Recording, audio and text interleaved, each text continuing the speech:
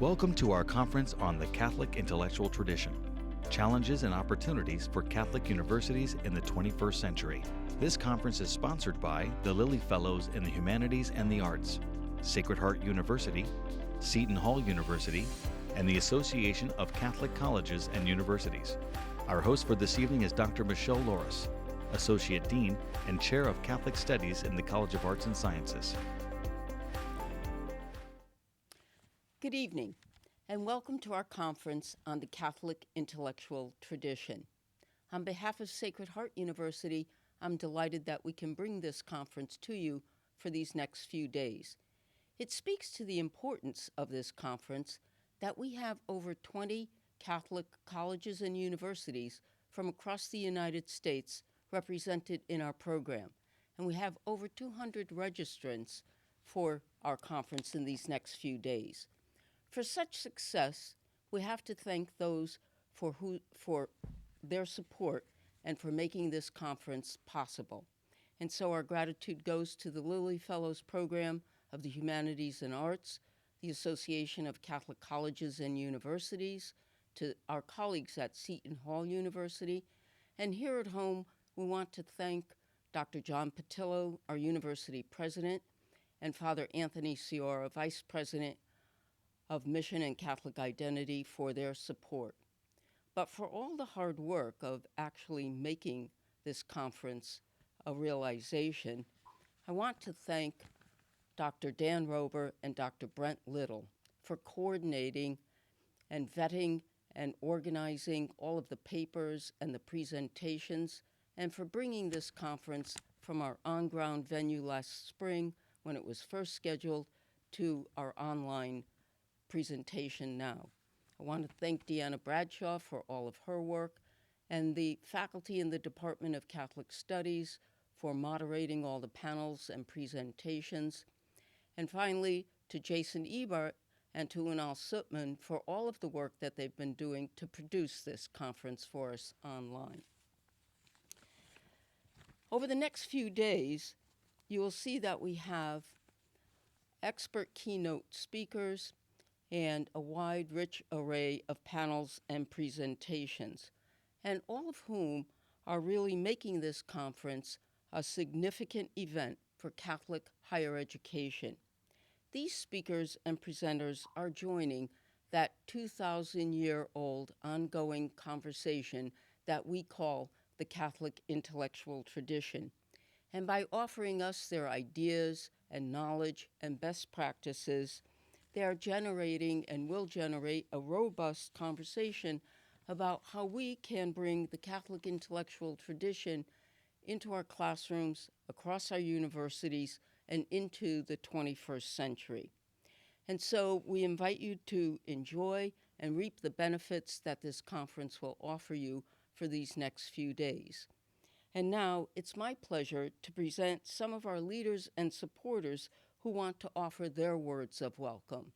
And so I'd like to introduce Dr. Joseph Creech from Valparaiso College, who is the director of the Lilly Fellows Program. Joe?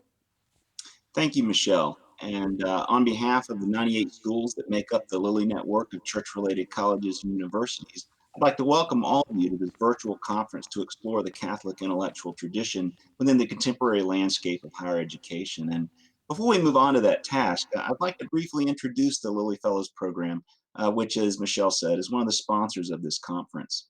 Since its founding in 1991, the Lilly Fellows Program is aimed to strengthen the quality and shape the character of church-related higher learning. And to meet these goals, it consists of 3 integrated initiatives that foster an ongoing conversation about church-related higher learning and also fosters the development of future leaders in church-related colleges and universities.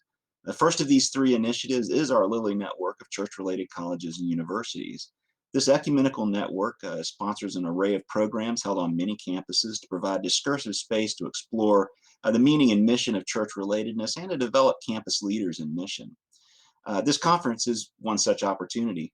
Our website outlines an array of grants that network schools can take advantage of to hold such conferences and other events, and also offers information about how to join this network.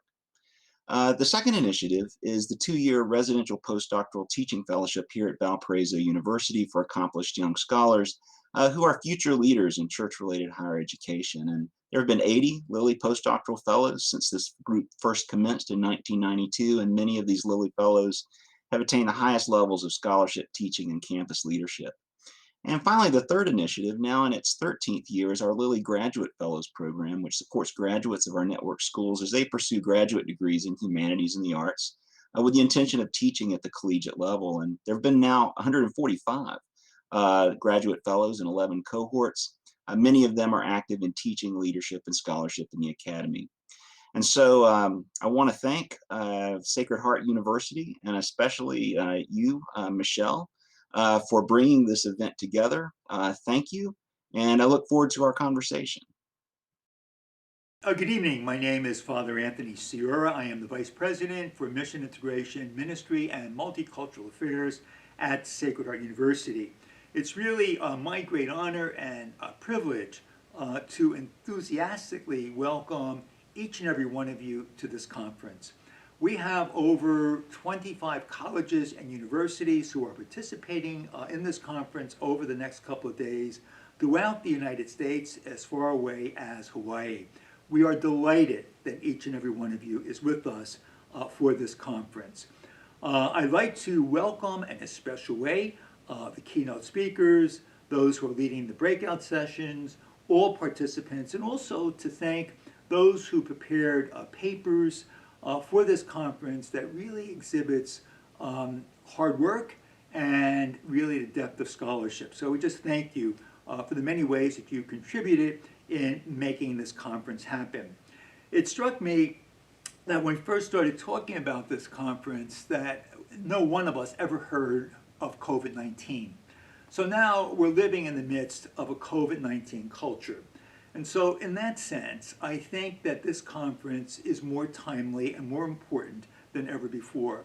For this reason, what we know through our own experience and from what the literature is telling us right now, that the academy and the church, as we enter into a post-COVID-19 world, that for the academy and the church, we're going to be entering into uncharted territory.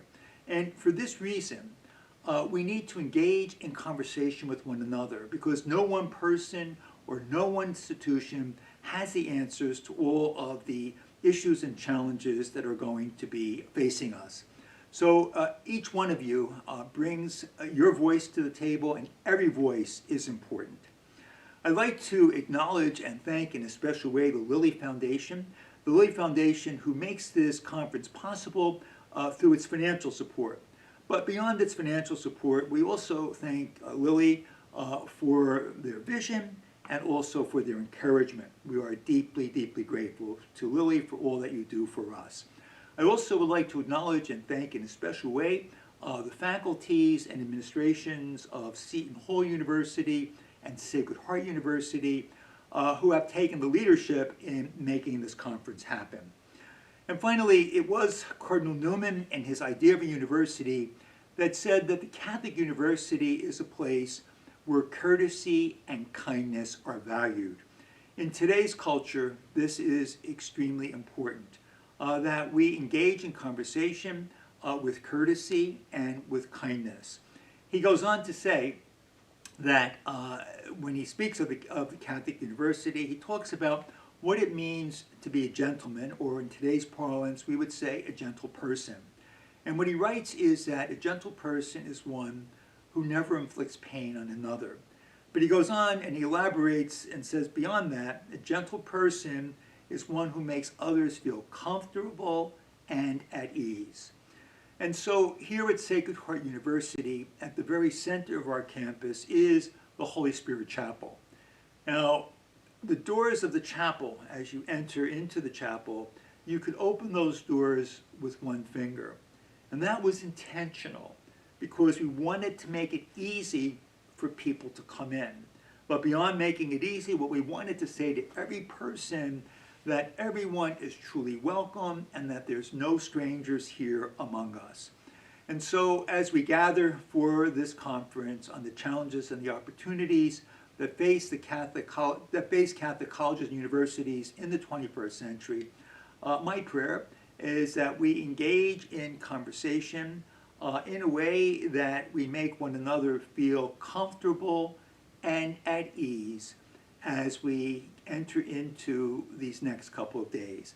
I ask God's blessings upon us and upon our conference. Good evening. As president of Sacred Heart University, it is my pleasure to welcome you all to this conference on the Catholic intellectual tradition. I am grateful to the Lilly Fellows and the Association of Catholic Colleges and Universities for their support, and to our colleagues and my alma mater at Seton Hall University for their collaboration. I want to thank our Sacred Heart family for all their work in organizing this conference. As those of us in Catholic higher education face increasing challenges, it is ever more important that we focus on the ongoing work of our Catholic intellectual tradition, with its focus on the intellectual inquiry, human dignity, and the common good. It is essential that our efforts enable students to experience the questions, not to gaze at the shadows on the cave walls. So I am grateful to the prominent keynote speakers and the wide array of conference participants. Their talks and presentations at this conference will broaden and deepen our understanding of this rich tradition and provide the knowledge, ideas, reflections, and questions we need to consider in order to educate our students in mind, body, and spirit. We need to prepare them. We are obliged to provide them with an environment for open and free discussion as they travel their own life journey. The Catholic intellectual tradition is rich in process and reflection. It doesn't need the artificial protection of rubrics and borders. It needs the hunger of students in their pursuit of truth, justice, and faith. Our education in the Catholic intellectual tradition can do that. Thank you, and welcome to this conference. So, thank you to the leaders and the supporters who have offered their words of welcome. And now I'd like to introduce Dr. Dan Rober, who is a faculty member in the Department of Catholic Studies and Assistant Director of the Honors Program. Dan will introduce Father Kalscheur. Dan? Good evening. My name is, as Michelle mentioned, is Dr. Dan Rober, and I'm proud to introduce Father Gregory Kalscheur. Father Kalscheur is the Dean of the Morrissey College of Arts and Sciences at Boston College and is a professor in the law school there. He is a graduate of Georgetown University and of the University of Michigan Law School. He has taught at Boston College since 2003. Prior to that, he taught at Loyola University, Maryland, and worked in pastoral ministry in North Carolina. Father Kalscheur's talk tonight is entitled Engaging the CIT, How Research in All Disciplines Can Be Enriched by Encounter with the Tradition. We're proud to welcome again Father Kalscheur.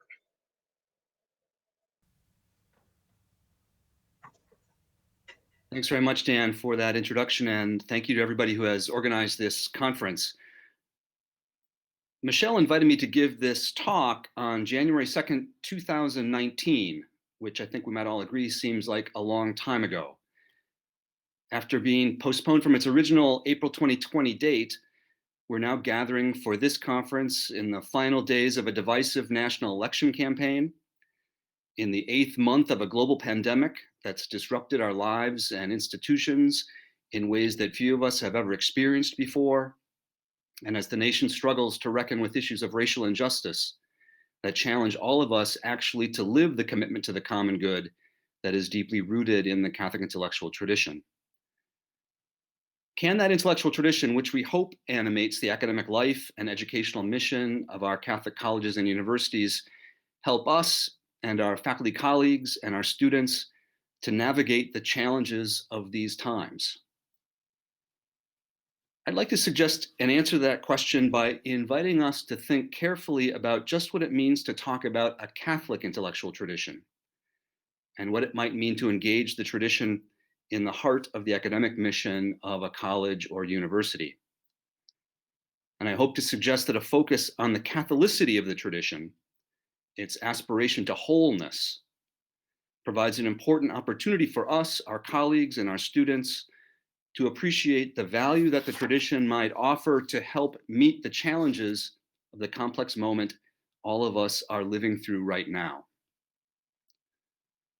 To understand the Catholic intellectual tradition as Catholic, we need to have an orientation to the tradition that is not sectarian, but is instead what the late Jesuit theologian John Hoy described as Catholic in the adequate sense. We need to ground our vision of the Catholic college or university animated by the Catholic intellectual tradition in an adequate understanding of Catholicity. The engaged presence of some faculty members with expertise in both the Catholic tradition and the various academic disciplines is no doubt of critical importance. At the same time, we should not understand the call to foster the intellectual and spiritual wholeness that is at the heart of the tradition as something to which only those faculty colleagues who have mastered the texts of the Catholic tradition or become dual experts in theology and another discipline can contribute. In his book, Where is Knowing Going? The Horizons of the Knowing Subject, Hoy argued that we might find a clear rationale for the distinctiveness of Catholic higher education by seeking to better understand the notion of Catholicity and the connection between Catholicity properly understood and the Catholic intellectual tradition. He reminds us that the term Catholic has its roots in the Greek word katholikos, which Hoy suggests is best rendered in English as Catholicity. Katholikos connotes movement toward wholeness. Movement toward wholeness. Accordingly, for Hoy, a sectarian Catholicity is a contradiction in terms. He argues that Catholicity understood as an orientation toward wholeness is the characteristic dynamism that drives human knowing. Catholicity is the drive in us for a sense of the whole. In the face of a host of experiences that seem to lack order or a sense of the whole, and perhaps especially in the midst of the divisive and polarized times we are living through, our desire to know pushes for a fuller wholeness, a more comprehensive view of reality, a connectedness between knowns that are also known to be partial. Inquiry authentically animated by the Catholic intellectual tradition builds toward a view of reality that is shaped by Catholicity, by the dynamism in us for a sense of the whole. I think this view of reality was powerfully expressed by Pope Francis in Laudato Si. This is a kind of lengthy quote from that encyclical, but I think it really does speak to an interesting and important way to understand the Catholic intellectual tradition. Pope Francis explained that the specialization that is typical of our contemporary technological worldview makes it difficult to see the larger picture. The fragmentation of knowledge proves helpful for concrete applications, and yet it often leads to a loss of appreciation for the whole, for the relationships between things, and for the broader vision, which then becomes irrelevant. This very fact makes it hard to find adequate ways of solving the more complex problems of today's world, particularly those regarding the environment and the poor. These problems cannot be dealt with from a single perspective or from a single set of interests. A science which would offer solutions to the great issues would necessarily have to take into account the data generated by other fields of knowledge, including philosophy and social ethics, but this is a difficult habit to acquire today. The fragmentation of knowledge and the isolation of bits of information can actually become a form of ignorance, unless they are integrated into a broader vision of reality. We urgently need a humanism capable of bringing together the different fields of knowledge in the service of a more integral and integrating vision. All of that is from Pope Francis, and I think that habit of mind that he's talking about is at the heart of what we can learn from and receive from the Catholic intellectual tradition.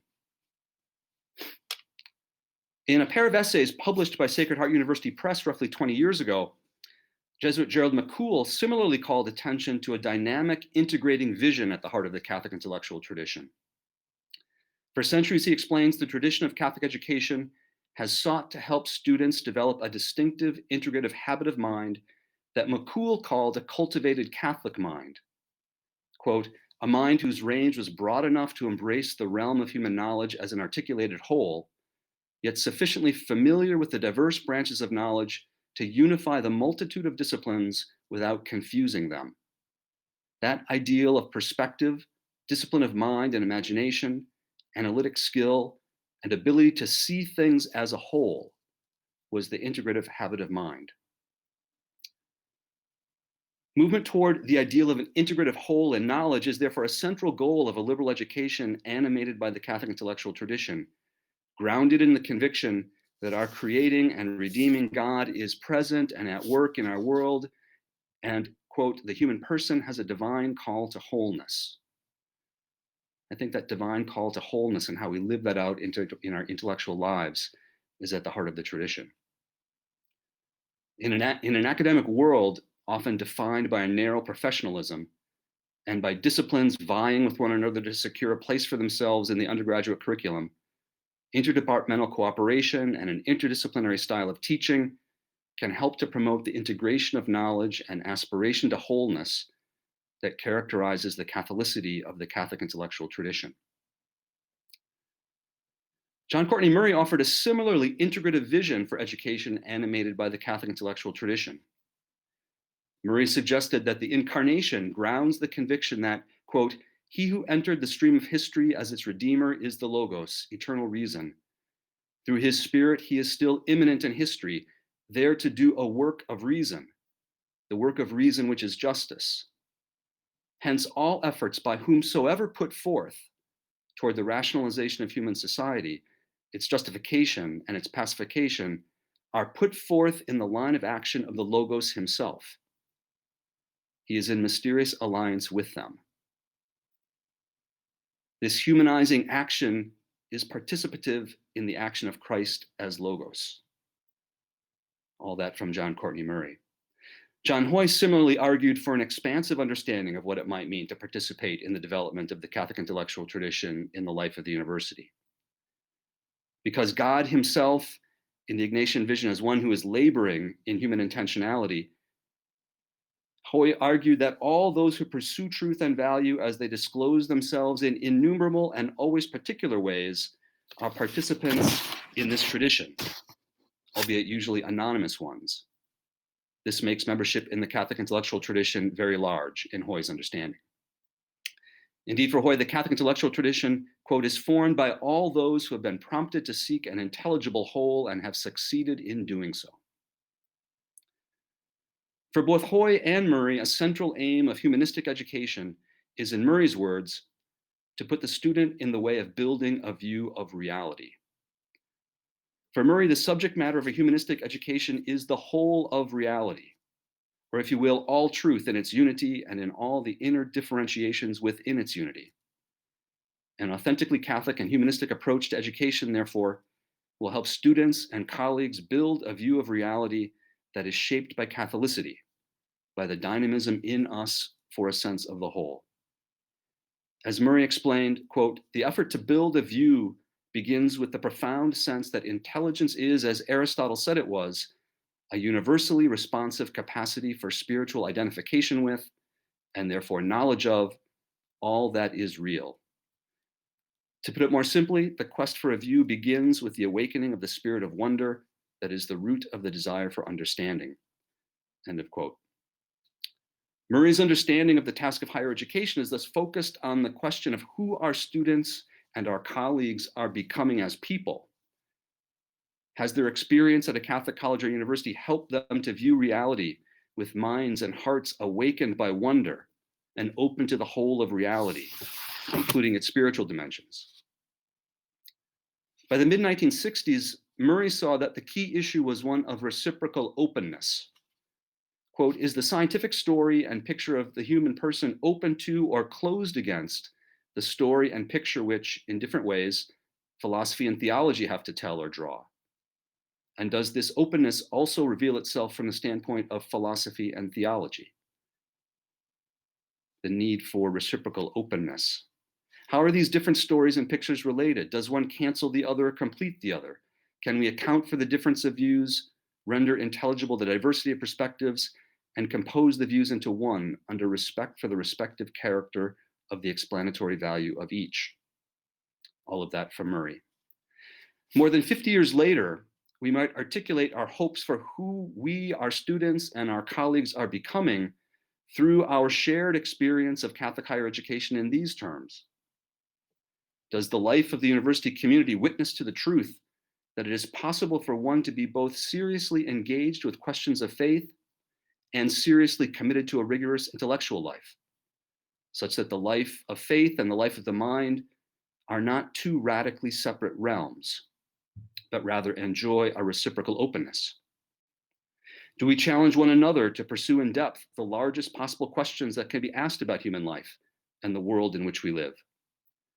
Questions about the meaning of life in the face of life's fragility, about where we come from and where we're going, questions about what it means to live a good life, to foster life-giving relationships, and to build good communities, questions about what sorts of people we're becoming as we engage in our teaching, research, and study. And as we freely pursue all these questions, wherever they may lead, are we open to all possible sources of truth, including the wisdom to be found in the intellectual life and tradition of the Church? Rather than trying to define the Catholic intellectual tradition primarily in terms of a collection of teachings or texts that must be appropriated in order to be engaged, perhaps it might make more sense to understand the tradition as an integrative or Catholic approach to the search for truth that is characterized by 8 qualities of inquiry. First, and perhaps most fundamentally, a conviction that faith and reason are mutually illuminating, that they're united in the search for truth, and that people of faith must devote themselves to building a world characterized by an uncompromising commitment to truth, a world in which truth is explored and reverenced in whatever way it discloses itself, as the late Jesuit theologian Michael Buckley has written. In the words of Frederick Bauerschmidt, the central conviction that underlies the life of the Catholic intellectual tradition is, quote, the belief that all truth is God's truth. So first, this mutual relationship between faith and reason. Second, a sacramental vision of reality that holds that each discipline offers the potential to reveal something of the sacred. In the Catholic worldview, grace, God's loving self-gift to the world in Jesus, underlies all of reality. Thus, the search for truth in any discipline can be a sacred and sacramental activity.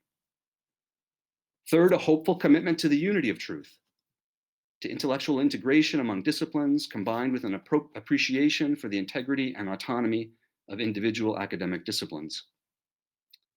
This aspiration for Catholicity, for a wholeness that respects the integrity of the parts, for unity without uniformity, is ultimately grounded in the Catholic affirmation of the union of the divine and human in Jesus Christ, and the unity of all things in God.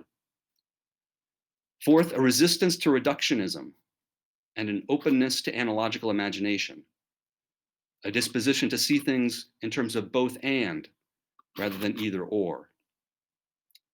Fifth, an understanding that confidence in reason's ability to grasp the intelligibility, meaning, and purpose of the universe must be tempered by an awareness of the mystery of God as radically other than God's creation.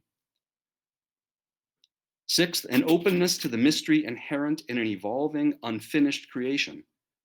Our search for truth is fed by the hope that God's grace is drawing up the universe toward a fulfillment, a wholeness, a fullness of God's reign that lies far beyond our vision at this moment in time. Seventh, an awareness that confidence in reason must also be tempered by the recognition that sin can deform reason's unbiased quest for truth. In the words of Pope Emeritus Benedict XVI, faith and reason need each other and should not be afraid to enter into an ongoing dialogue that benefits both faith and reason. Reason plays a purifying role within religion, while religion can provide a corrective to reason, reminding reason to take full account of the dignity and destiny of the human person. Eighth, a reverence for the dignity of each human being as one created in the image of God. This gives rise to a commitment to justice, to the solidarity of the human family, and to the common good. So, 8 qualities of inquiry in an integrative search for wholeness, for truth. It seems to me that a shared conversation in the search for truth that is characterized by these 8 qualities of inquiry is a search for truth that is enlivened by the Catholic intellectual tradition, no matter who the searcher is, and no matter what discipline is their field of inquiry. The Catholic intellectual tradition is at work whenever questioning in any field is open to moving beyond narrow disciplinary isolation and toward the horizon of human dignity, the common good, and the wholeness and fullness of life that the Christian tradition calls God's reign. The Catholic intellectual tradition, understood in this way, aspires to recognize the legitimate autonomy of the academic disciplines, while at the same time challenging all of the disciplines to remain open to the possibility of the unity of truth, what Michael Buckley called the inherent unity between the religious and the academic. For Buckley, Jesus Christ as the union of the divine and the human, in which each of the constituents remains, is the paradigm for this unity. Christ remains fully human, indeed more completely human, in his unity of humanity and divinity. Similarly, from the perspective of the Catholic intellectual tradition, quote, physics does not become theology, and business is not piety. Law remains forever itself, and mathematics has its own autonomy, end quote. The tradition's aspiration toward wholeness and a kind of healthy secularity grounded in the doctrine of the incarnation helps to explain the religious finality of the work of Catholic education. Consider these words of BC theologian Michael Himes, quote, if the radical claim of the incarnation is true, then you and I and God share humanity in common. And so to become like God, we become as fully human as we can. Thus, whatever enriches and deepens our humanity, whatever makes us braver, wiser, more intelligent, more responsible, freer, more loving, makes us holy, that is, makes us more like God.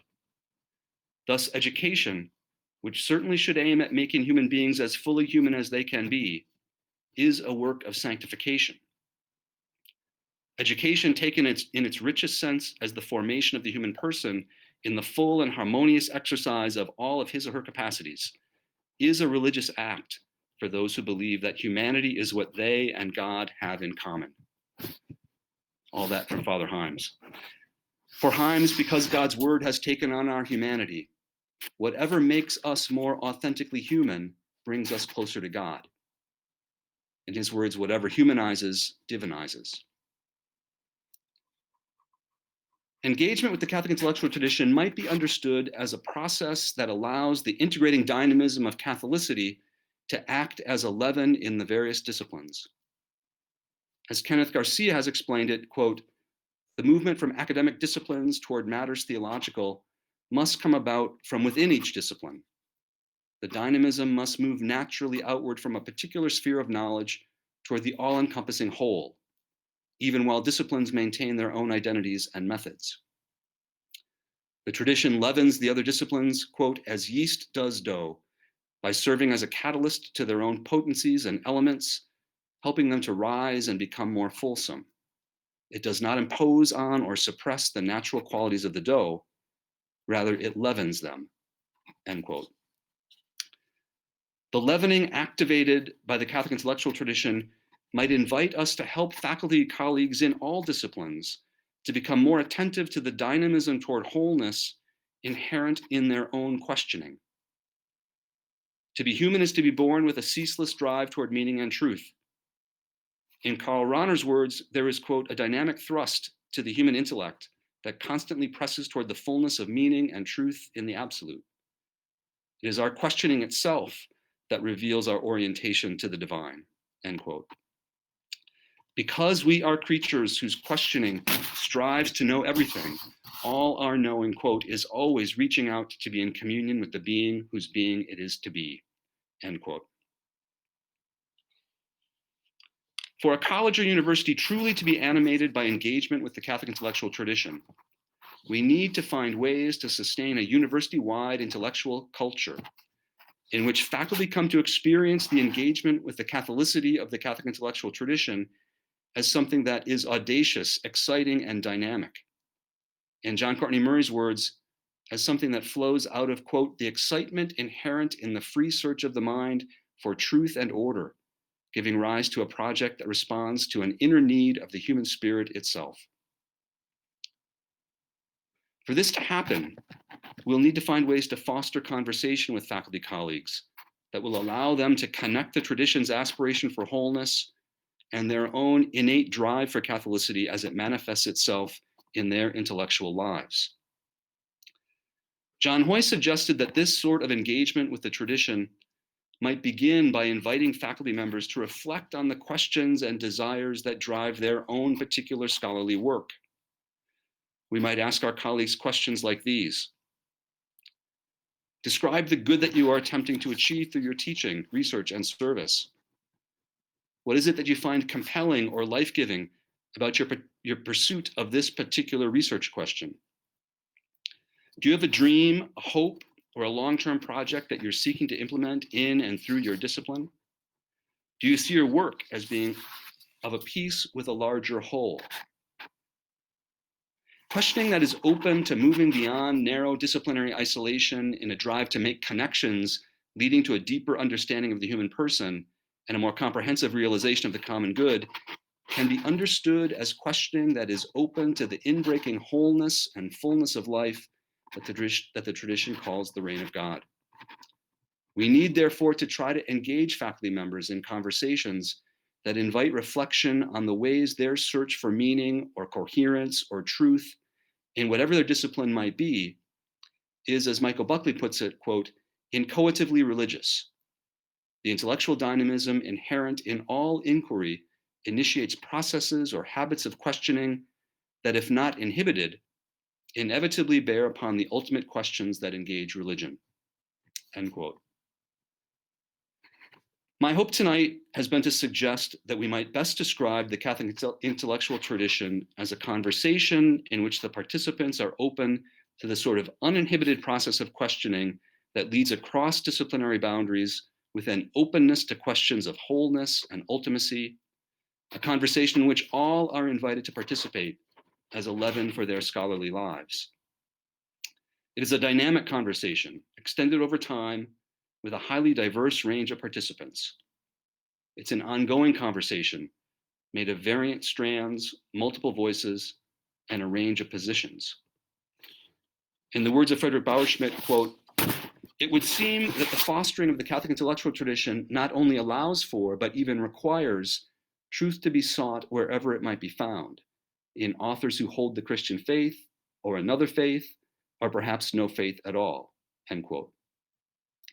For the conversation that is the tradition to be, quote, a living and self-reflective conversation, it must be open both to the inclusion of disturbing voices and to conflict among the voices engaged in the conversation.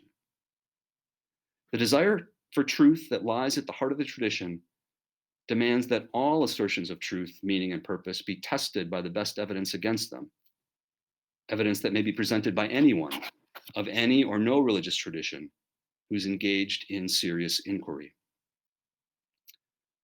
The Catholic intellectual tradition manifests its Catholicity, its striving for wholeness, whenever all the participants in the life of the college or university see their research and study and work of student formation in the context of the largest possible questions that can be asked about the world in which we live.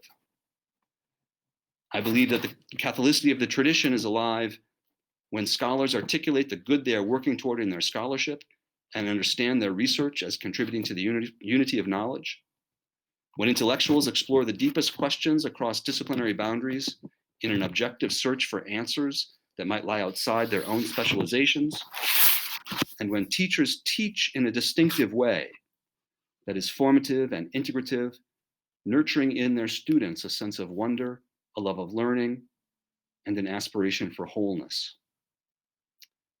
The Catholic college or university that is truly animated by the Catholic intellectual tradition will be a community engaged in a certain sort of conversation.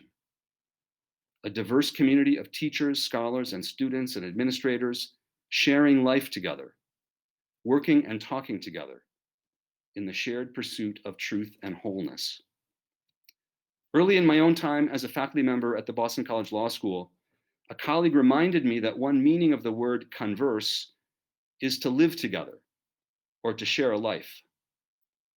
A college or university animated by the Catholic intellectual tradition will be a place of transformative, shared intellectual life, a place where the church, always acknowledging that there is more to learn, is informed by ongoing scholarship, and where the wisdom that has developed over centuries in the Catholic tradition permeates the school's core values, curriculum, and its search for truth and wholeness.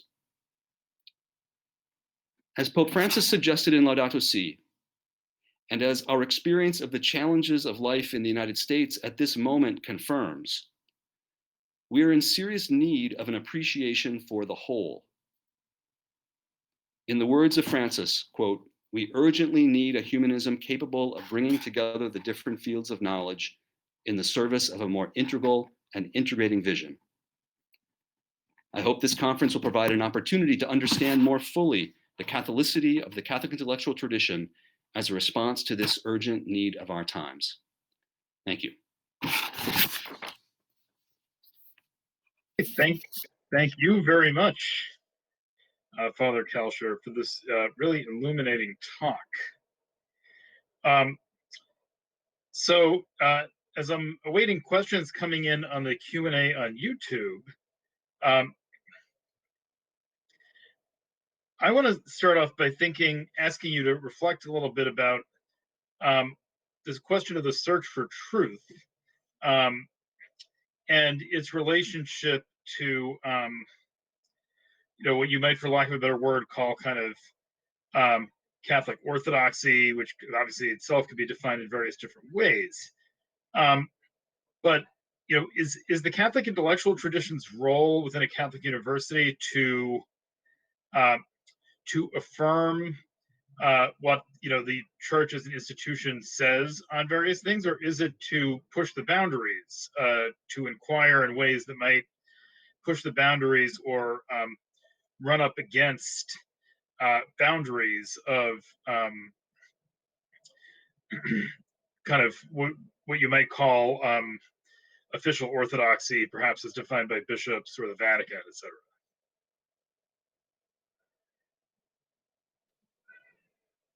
I think the intellectual tradition's role is to ask questions about the teaching and help us to understand the teaching more adequately, maybe pose new questions to the teaching than it was originally formulated to help us understand. In the book that I mentioned by John Hoy, Where Is Knowing Going, he actually distinguishes between the Catholic doctrinal tradition and the Catholic intellectual tradition. And I think that's helpful. Those things may be in conversation, but they're not exactly the same thing. Or I think the Catholic intellectual tradition has informed the Catholic doctrinal tradition. Asking questions in conversation with Greek philosophy, for example, has got a role to play in the development of Trinitarian doctrine. But I think it's helpful actually to kind of keep a distinction between the Catholic doctrinal tradition and the Catholic intellectual tradition. They're not separate, but they're not the same thing. And the Catholic intellectual tradition, asking questions with an aspiration to greater wholeness, might help us more adequately understand the doctrinal tradition, or help us to better express aspects of the doctrinal tradition in the face of new social realities or new questions. So I wouldn't say that the defense of orthodoxy is the role of the Catholic intellectual tradition, but those things need to be in conversation. And the life of the university goes beyond that, goes beyond simply what's part of magisterial teaching. And I think the Catholic intellectual tradition, as I've tried to understand it, has something to say to questioning in all disciplines, which is a different sort of resonance than how does the university adhere to Catholic doctrine in this or that area.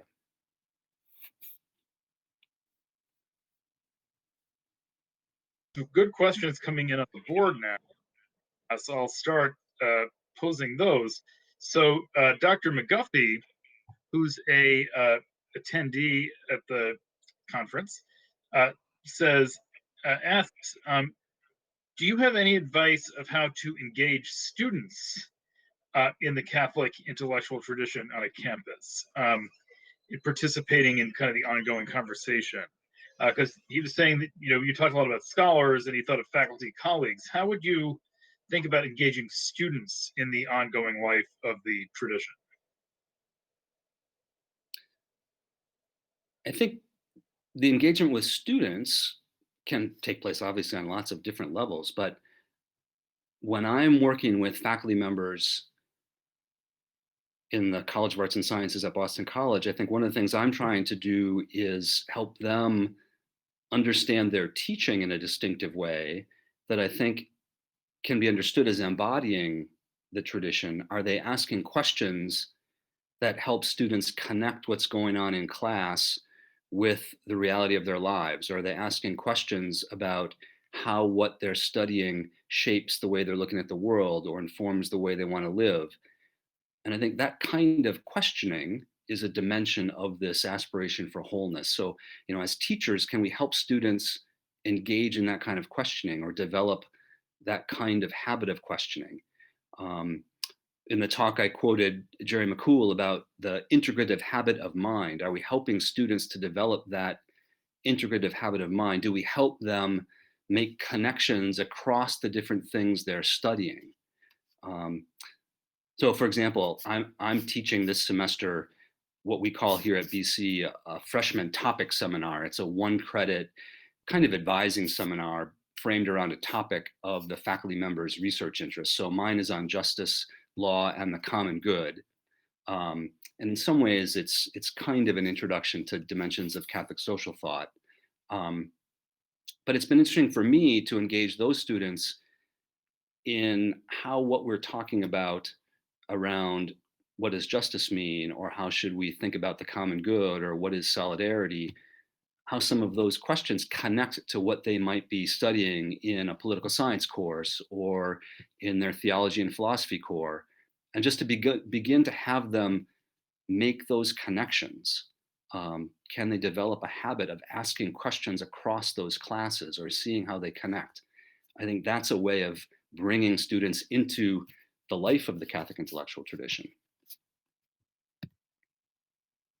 Excellent, thank you. So our next question is from Sean Lewis, who connects it back to faculty members and says, what do you say to a faculty member who might note that her or his reputation as an academic outside of their institution will be better served by specialized research rather than investigating or engaging with the Catholic intellectual tradition on campus? I guess I'm going to use the Catholic both and to answer this question. I don't think it's, either specialization for professional recognition or broad engagement for the sake of the Catholic intellectual tradition. Now, it may vary how you do this from institution to institution. At a place like BC, where people come because it's a research institution in part, they want to be scholars in a field, they come with training in a particular area that's quite specialized. I think we want to respect that and honor that, but also invite them to see how there might be questions that they're pursuing or that are relevant to their work that go beyond that narrow specialization. I think people have those questions, whether their professional disciplinary lives allow them to ask them. Scholars have those questions. And I think we just need to create a little space and freedom to engage them, or let people know that it's okay to engage them. When I'm interviewing candidates for faculty positions, I will sometimes ask them, what their dissertation topic is, and then why did they choose to study that? Why do they care about that? And usually the answer about why they care about that is broader than I want to know as much about this narrow thing as I can. And it's engaging that desire to know, I think, that begins to get at the tradition. I think another dimension of what we can be helpful with faculty members is to ask them to think about how they're teaching. So for example, over the last number of years here at BC, we've been engaged in a core curriculum renewal that tries to kind of intentionally structure reflection around enduring human questions from the perspective of different disciplines. And so we've created pairs of classes that might explore some fundamental question, being taught by faculty members from two different disciplines. And we've had some people who are great research scholars in a particular field teaching these classes with a colleague from another discipline who they might not have met before they started to prepare this class. And I think the kinds of conversations that they end up having, or the appreciation for another way of looking at a question and the excitement of kind of sharing that with first-year students, becomes an interesting way to open them up beyond whatever their narrow specialization is. Just as people, I think scholars desire to go beyond that.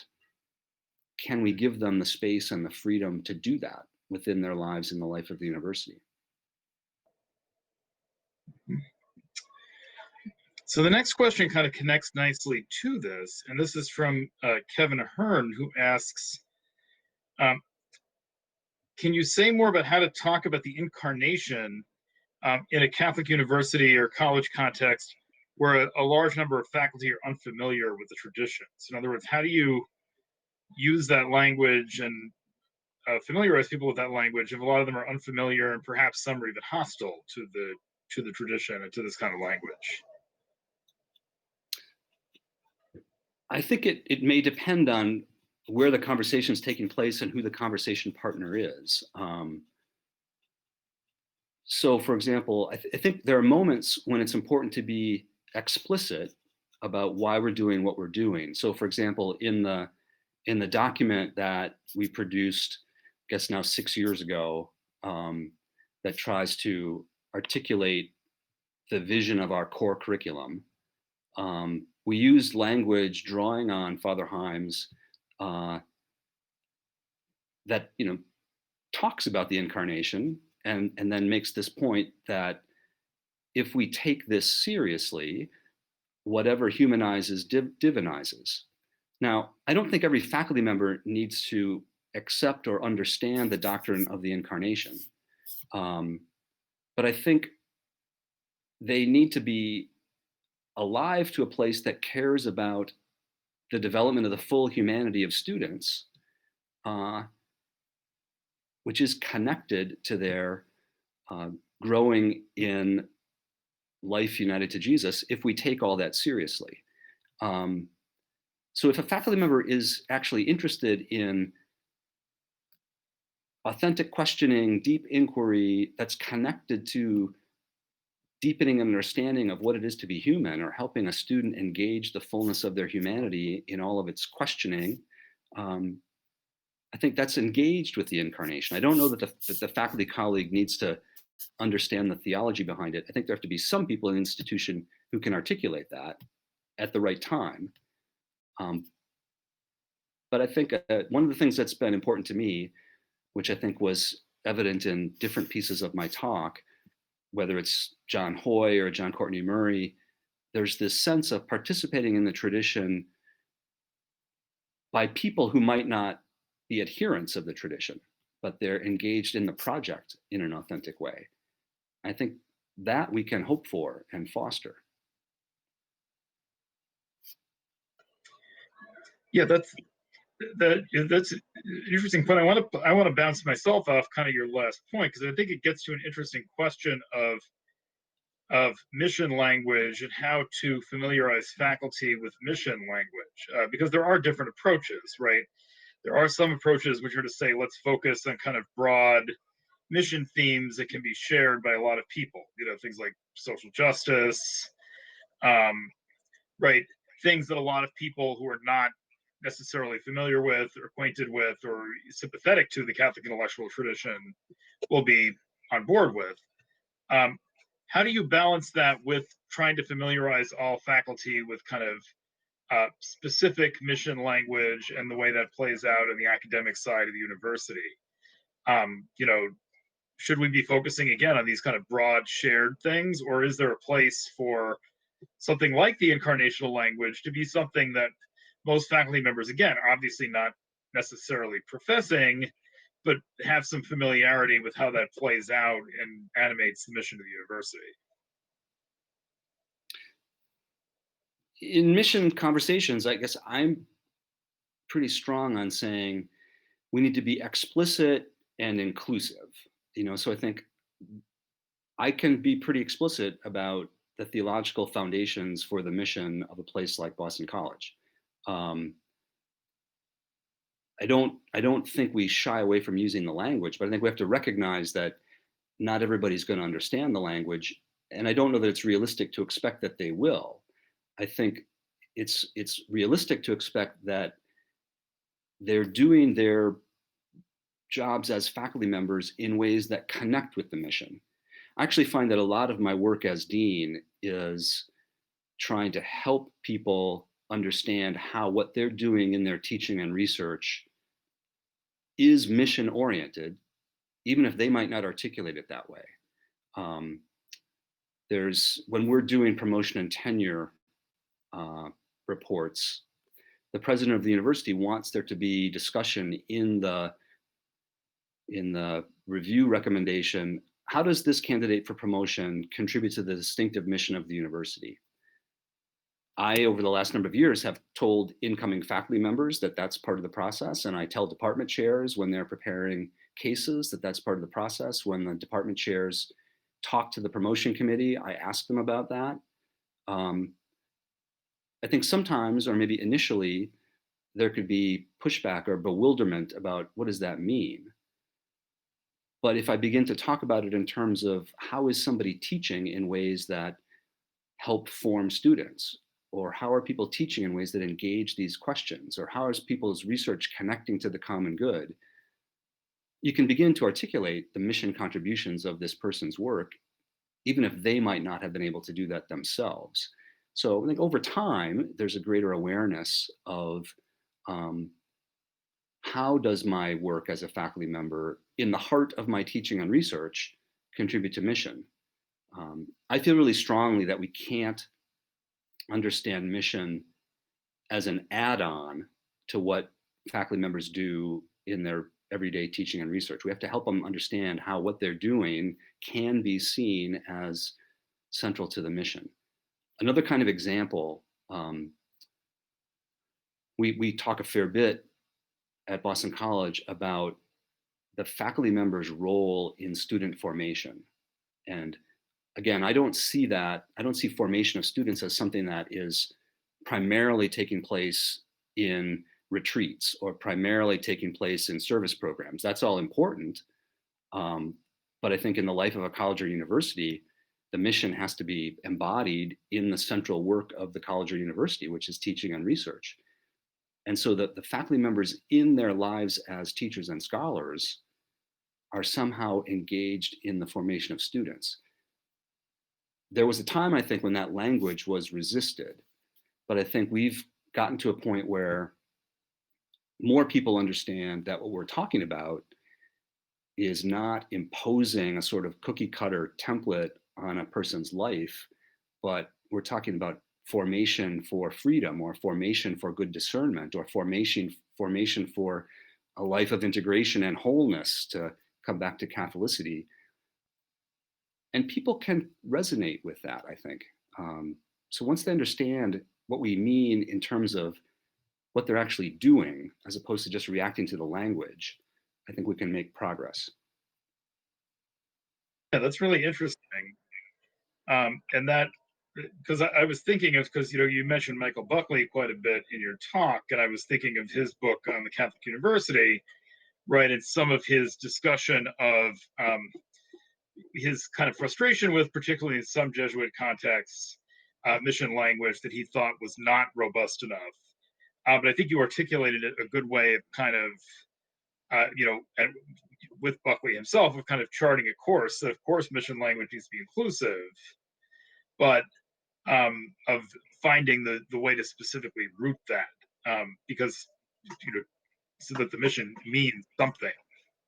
So I think that's nice.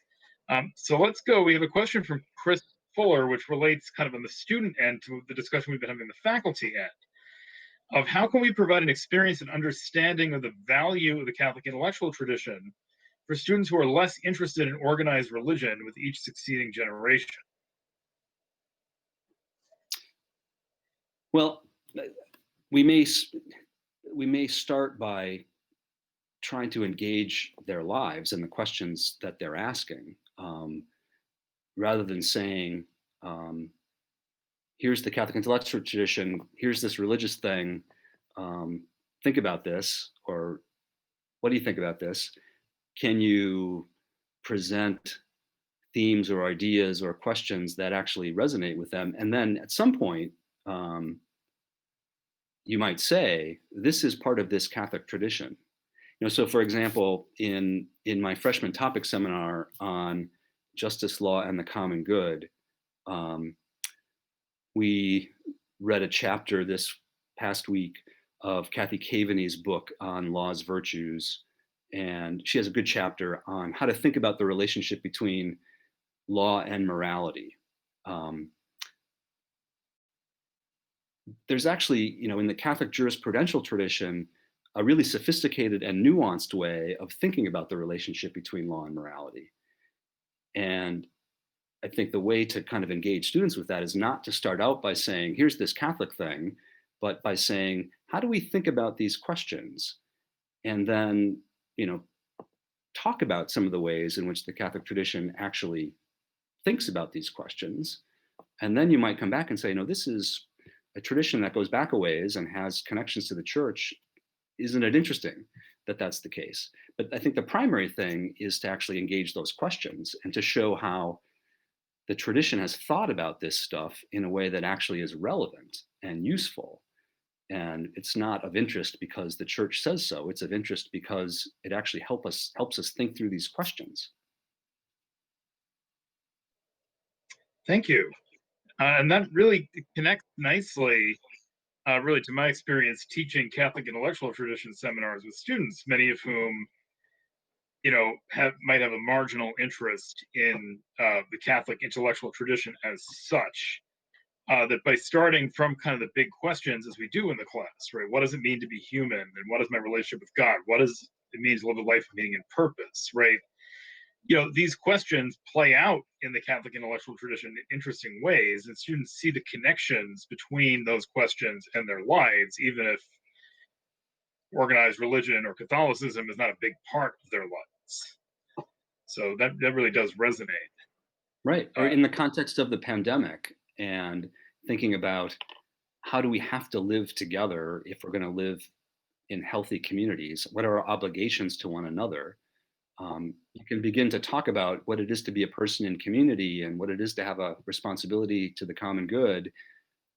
Those are real live questions, and they're presenting a vision of the human person that is different than sort of the autonomous individualistic way of thinking about the person in society that might be more typical of American culture. When you begin to draw that contrast and then say, well, this other way of thinking about what it is to be a person in community comes from this rich tradition. Do you find this attractive, or do you find this helpful? Or is this somehow life-giving to us in the midst of this challenging situation? Maybe it has more purchase on their interest than just saying, this is the Catholic intellectual tradition, learn about it. But here's a way of thinking about a serious problem that we're living through. This could be useful to us. This could be enriching for us. Thank you. So our next question kind of, in some ways completes our kind of, it brings another element of the university into play here. So Tom Zheznik from Seton Hall asks, a lot of this CIT discussion focuses on the role of faculty in cultivating an intellectual outlook. And he says, I wonder, what is the role of administration in fostering this aspirational vision? So we talked about faculty and students. So now Tom is kind of bringing to bear, what's the role of the administration in fostering the aspirational vision of the Catholic intellectual tradition?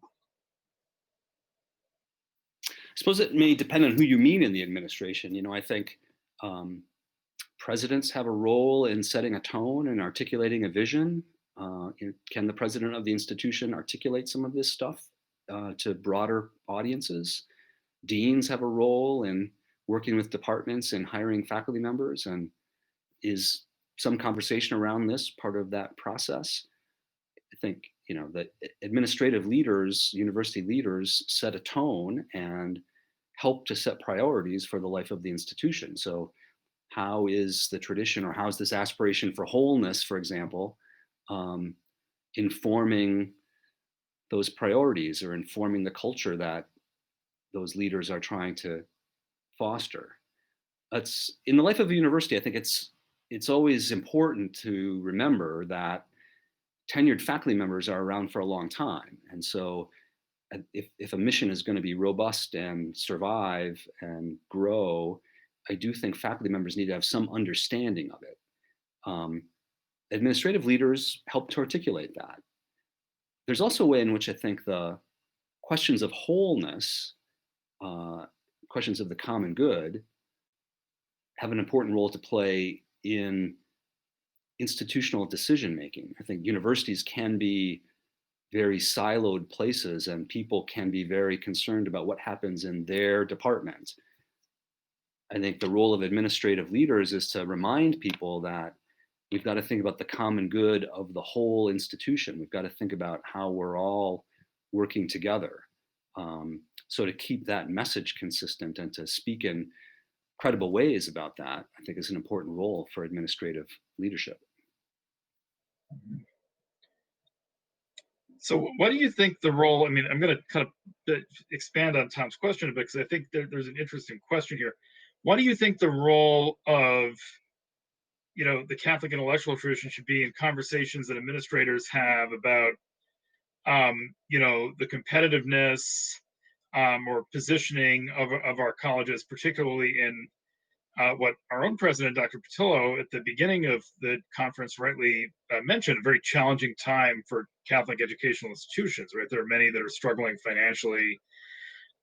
So what should administrators be thinking about positioning the Catholic intellectual tradition within the universities going forward when they're thinking about these other kinds of existential questions, perhaps? Well, I guess it depends on what sorts of threats you're talking about. I think in the midst of stresses, in the midst of a challenging time, does the Catholicity of the tradition, or does the common good commitment of the mission inform the way we live with one another?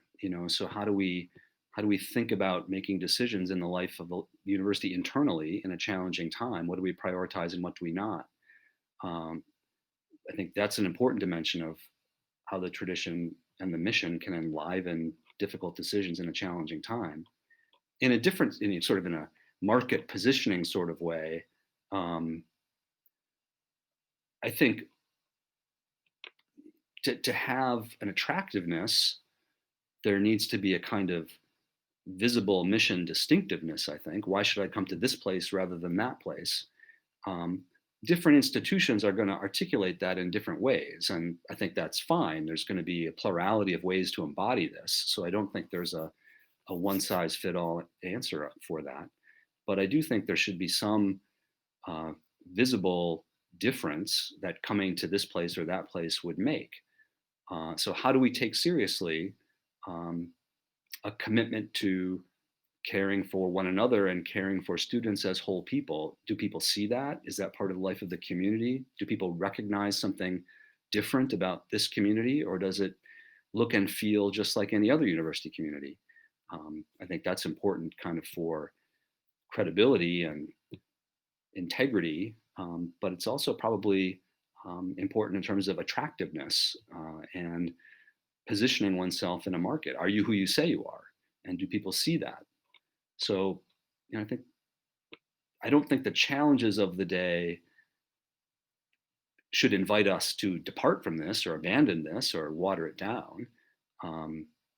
We have to think about how do we properly embody it and talk about it and present it. I think if we talk about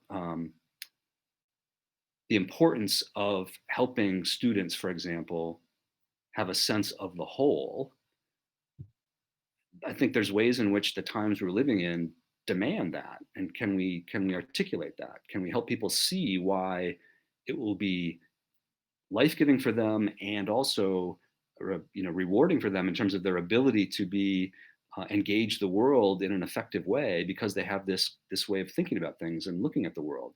That will be attractive. If it's not, then we shouldn't do it. Or I don't know that a place that isn't going to embody the mission in that way, in what sense should it continue as a Catholic place? So I think there's difficult questions there, but I don't know that survival should require diminished mission sense. Okay, thank you. We have a couple of questions that kind of loop us back to some of our original discussions in an interesting way. So Minaz Afridi from Manhattan College has a question. She says, as a Muslim teaching at Manhattan College, I find most of my students who come from Catholic high schools are fearful of dogma. I assume she means Catholic dogma, not being forced to watch Kevin Smith's movie of the same name from the late 90s. She says the students lean toward Eastern traditions. And so her question is, what can I do to help them create in them a deeper understanding, I think she means, of the Catholic intellectual tradition? It's interesting. I'd want to know more, I guess, about what that phenomenon is or what that experience is.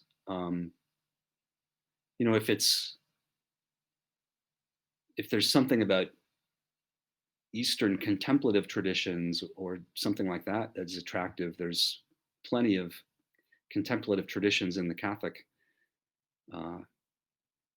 history and Catholic practice that we might introduce them to. Again, I think it may be a matter of trying to get a deeper sense of what they're looking for. What's the question that they have, or what are they reacting against? And is there a way to help them have a better understanding of whatever it is that they're wary of or suspicious of? It may be that some aspects of teaching were presented in a way that didn't seem to leave room for questioning. Now they're at college, I think there ought to be some questioning. The presentation of theology in a college setting, I don't think is the same thing as catechism. And so how do we help students who might have only experienced a certain kind of catechetical formation engage in authentic theological questioning? There might be a kind of a developmental thing there that needs to be addressed.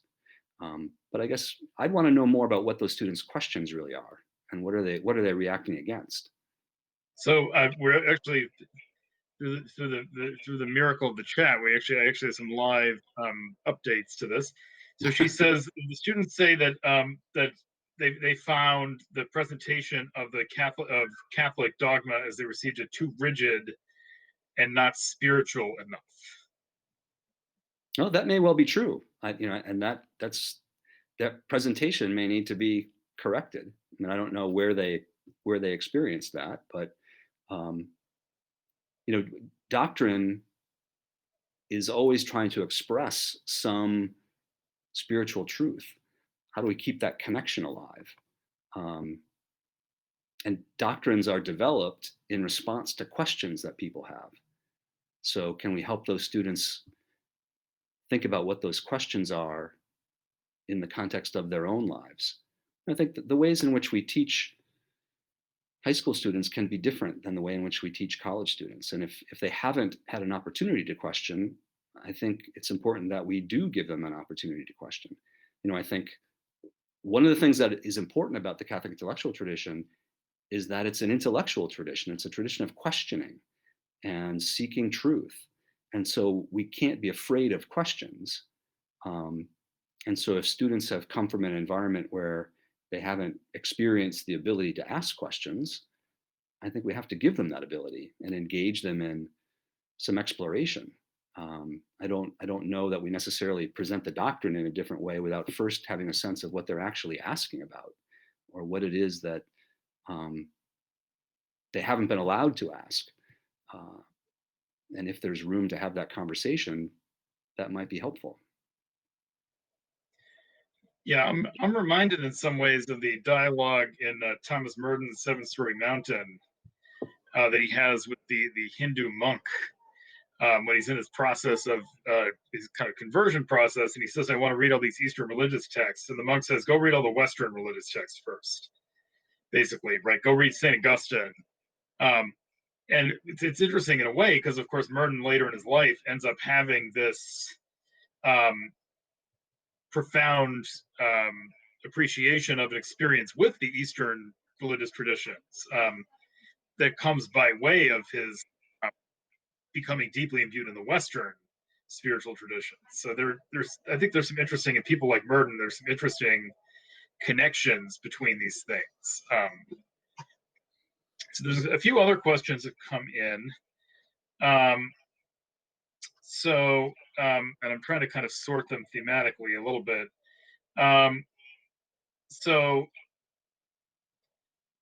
Michael McGravy asks, what role do you see a college or university, Catholic college or university, playing in relation to the local diocese or institutional church?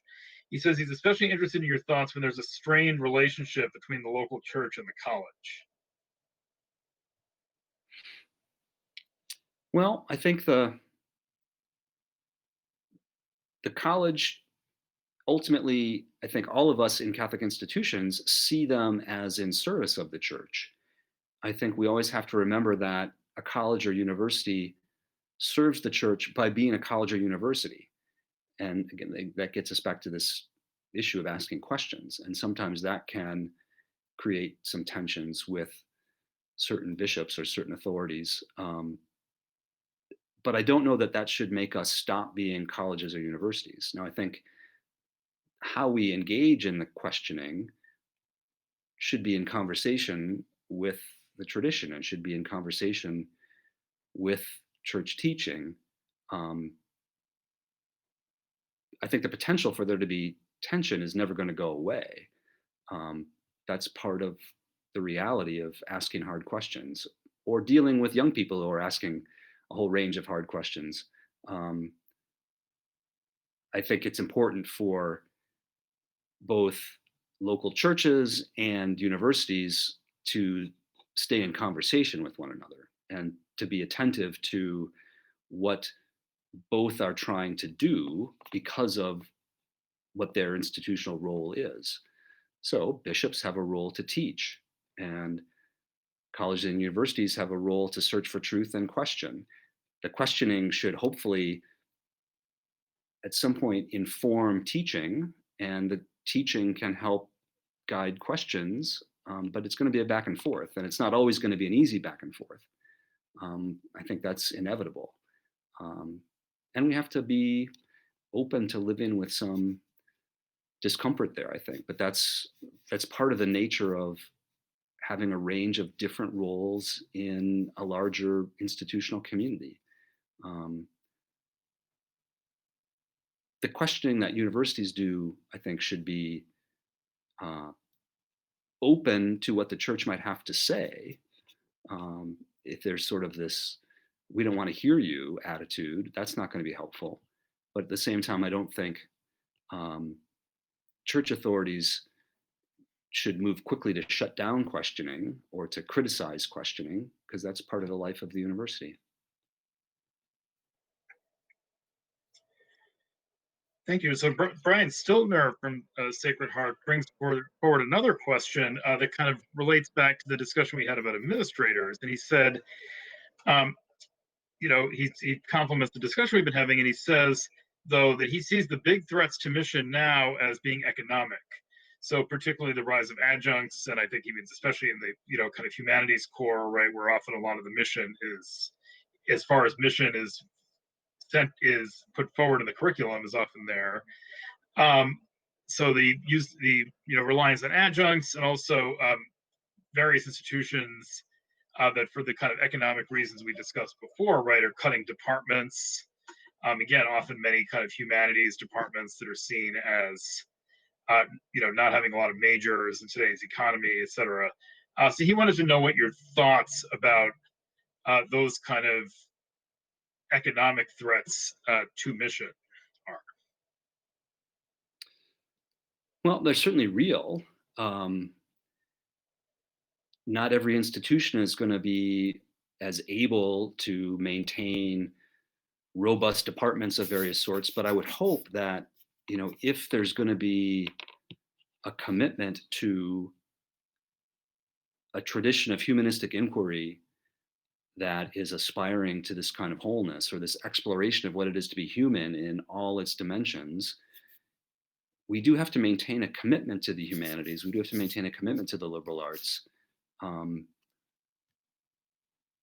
If we begin to sort of do away with all of those departments, there is a loss. I don't know that that is a sustainable loss.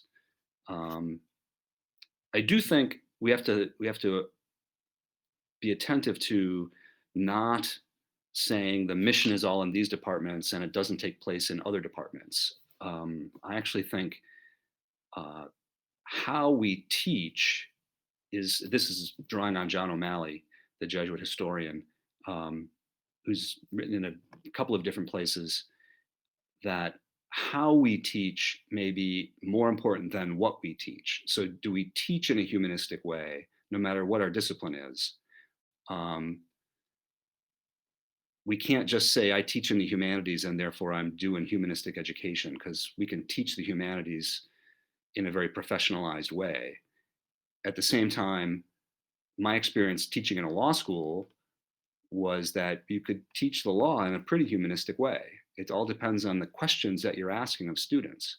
So I don't know that we want to put all the weight on which departments is the mission embodied in. I actually feel quite strongly that we have to help faculty members across the disciplines think about how they're mission oriented. How are they engaged in the mission, whatever they're teaching? And I think that's connected to a kind of pedagogical intentionality. What kind of questions are they helping students to engage? Or how do they approach their subject? Now, that having been said, I think if there's no exploration of philosophy or theology or history or literature, there's a huge loss. So I don't know that you can sustain a mission without those things. That leads to tough choices, I think, in many institutions. Yes, that's very helpful. And again, yeah, my language was a bit imprecise about the humanities and mission, but I think it was to your point that many, that as has been discussed in the case of, for example, the tragic situation that happened at the formerly Jesuit institution Wheeling a couple of years ago, right? That can you really have a Jesuit or Catholic institution without these things? But those things by themselves, and if they're relied on by themselves, don't in themselves constitute integrating mission into the curriculum. I think you're very right about that. Right. So my next question. So actually, we just got a really good question come in. So Tony Lopresti says, some of the more formative college experiences occur in dorm life, in relationships, even in parties, although hopefully not this semester, at least not in the non-socially distanced parties. What can a university do to foster wholeness rather than dissolution in these areas? That's a good question, and that's a reality. I think the disjunction between what happens in our classrooms and what happens in our residence halls at all of our institutions can be a real problem. And if we're serious about formation, I think we have to be attentive to both areas. I think, how does residence life operate? What sorts of formative activities are there that are supporting different ways of engaging in residence life? I think continuing to ask students questions about their integrity, or about, do you see wholeness in your own life? I don't know that all of that can be programmed. I think some of it has to be opportunities for us to engage in conversations with students about how does this fit together.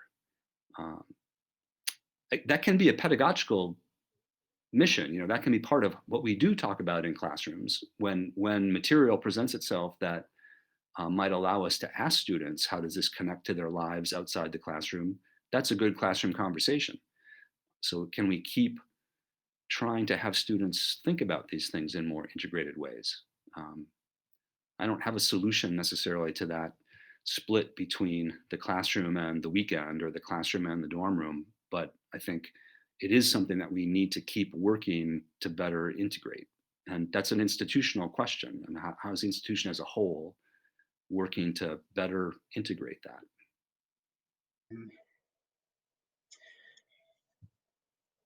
Yeah, I've seen some examples of living and learning communities that try to do this. When I was at Fordham, they have the Manresa program that tries to integrate mission and service in a particularly interesting way. But yes, it's a challenge. So I think our final question also connects to this question of wholeness, and I was saving it for the end because I think it's kind of a nice, kind of brings us back to some big picture questions. So this is from my colleague at Sacred Heart, Charlie Gillespie. He says, "I'm excited by your vision of and for Catholicity. How can or should the CIT integrate contemporary challenges from fields and theoretical approaches that call aspirations for wholeness into question?" I think he's referring there to kind of postmodern questions. Yeah, I mean, that's a good question. I think there has to be engagement with those positions. We can't ignore that. They have a place in the conversation. We have to, I think, bring forth counter arguments about what it is to be human, our experience of what it is to be human, our experience of the possibility of meaning in the world.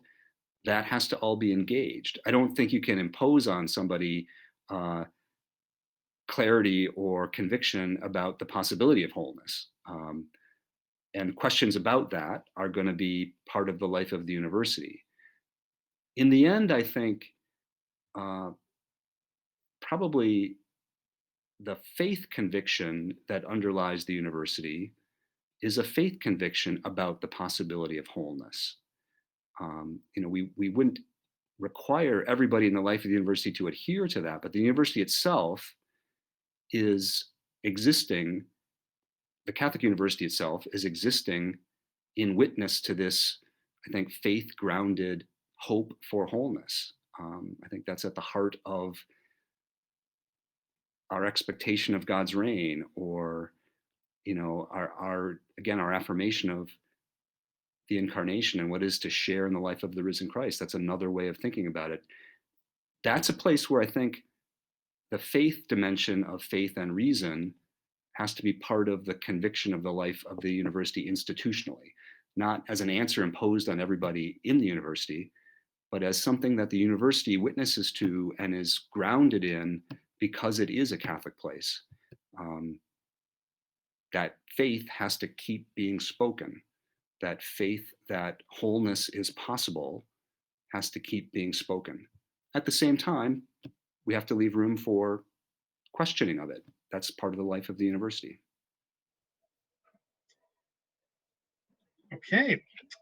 Well, thank you for that. And thank you for your responses to all of this. We've had a really robust Q&A conversation tonight. I've been very pleased by the volume and quality of the questions we've received. So again, we give a warm welcome and applause in our individual spaces to your great contributions this evening. So that brings the first evening of our conference to a close. So let me just make a few remarks. So again, thank you, and to Father Kalscheur and to all of the attendees this evening. And I would like to welcome you to come back tomorrow morning, bright and early at 9 a.m., though thankfully, we of course wish we could welcome you here and give you food and hospitality and all these things. But on the other hand, you will have to get on a shuttle bus from the hotel at 7 a.m. or whatnot. So we welcome you at 9 a.m. to join us on Zoom. Please do note the format shift for the individual sessions will be on Zoom tomorrow morning starting at 9. So we look forward to you joining us. Please obviously let us know tonight or early tomorrow morning if you have any questions. We will be monitoring the conference email account and our individual email accounts for any questions about technical issues, registration issues that are coming up. But we will see everyone on Zoom and welcome you again on YouTube tomorrow afternoon for several more enriching plenaries. So thank you so much and have a blessed evening.